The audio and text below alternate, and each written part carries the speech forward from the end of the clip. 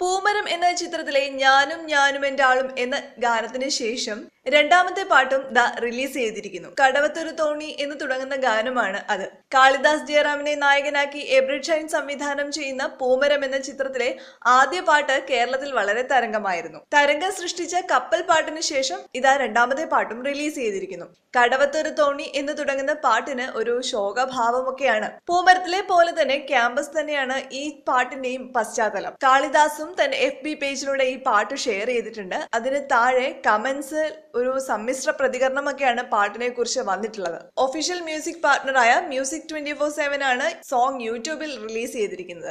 ലീലായൽ ഗിരിക്കുട്ടനാണ് കടവത്തൊരു തോണി എന്ന പാട്ടിന് ഈണം പകർന്നിരിക്കുന്നത്. നവാഗതനായ അജീഷ് ദാസിന് എഴുതിയിരിക്കുന്ന വരികൾ പാടിയിരിക്കുന്നത് കാർത്തിക് ആണ്. കാളിദാസ് തന്നെയാണ് ഈ പാട്ടിലെയും പ്രധാന ആകർഷണം. കേരളത്തിൽ തരംഗം സൃഷ്ടിച്ചതാണ് പൂമരം എന്ന ആദ്യ ഗാനം. ഞാനും ഞാനും എൻ്റെ ആളും ആ 40 പേരും എന്ന് തുടങ്ങുന്ന പാട്ട് കേരള ജനത ഒരേ സ്വരത്തിൽ ഏറ്റുപാടി. അത് മഹാരാജാസ് കോളേജിന്റെ സ്റ്റുഡൻസ് തലമുറകളായി ഇങ്ങനെ പാടി വരുന്ന ഒരു പാട്ടായിരുന്നു. അത് ആരെഴുതിയെന്നോ എവിടുന്ന് വന്നു എന്ന് പോലും ഈ സിനിമയിലേക്ക് പാട്ട് സെലക്ട് ചെയ്തതിനു ശേഷമാണ് അറിയുന്നത് തന്നെ. ഈ പാട്ടിന് പുതിയൊരു ഭാവം നൽകി യുവഗായകൻ ഫൈസൽ റാസി പാടിയപ്പോൾ മലയാളികളും അത് ഏറ്റുപാടി. ആക്ഷൻ ഹീറോ ബിജു എന്ന ചിത്രത്തിന് ശേഷം എബ്രിഡ് ഷൈൻ സംവിധാനം ചെയ്യുന്ന ചിത്രമാണ് പൂമരം.